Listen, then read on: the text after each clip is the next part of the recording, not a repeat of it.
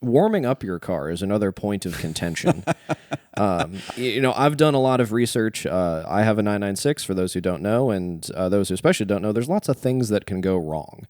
One of which is bore scoring, so I've spent a lot of time on the internet being scared about how do I prevent this. One of the things is not letting it sit in idle to warm up, which is something a lot of people do in the wintertime. So what are your thoughts on that? Somebody always publishes an article every year about how it's bad for your car to let it warm up. About 10 years ago was probably the last time I looked into this or read this article. The article at the time was terrible. There was no sources cited. There was nobody interviewed. It was just opinions. Almost like this podcast. Yes, exactly.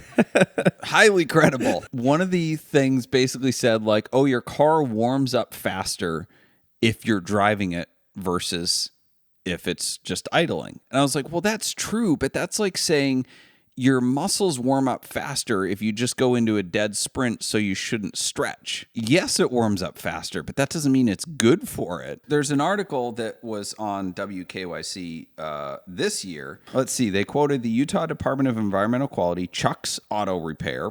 Very, very reputable. Excessive idling can actually damage your engine components, including cylinder spark plugs and exhaust systems. Bold claim. Many components of the vehicle, including the wheel bearings, tires, and suspension system, will only warm up when the vehicle is moving.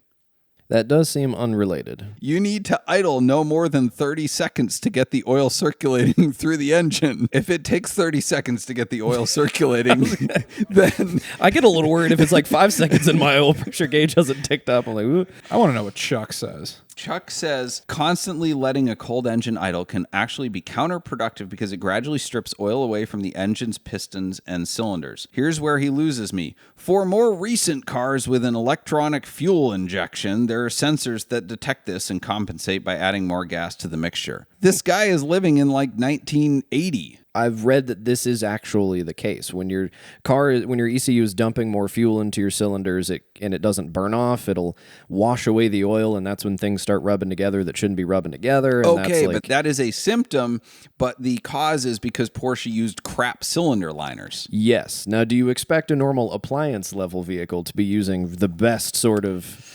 cylinder liner? Well, no, because Honda and Toyota have struggled with oil consumption. Regardless of whether or not you warm up your car, it needs to get up to temperature before you get to work. A lot of people have fairly short commutes. And if you don't let your car warm up and drive it to work and shut it off, you're doing a lot of harm to your engine.